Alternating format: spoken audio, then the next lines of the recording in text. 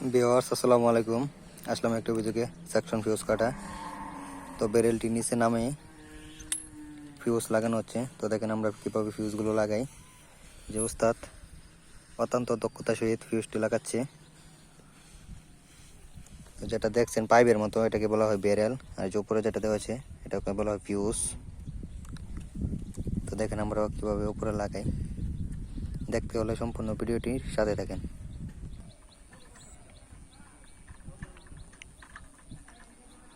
হ্যাঁ বসছে। দেখেন কিভাবে ফিউজগুলো লাগাই।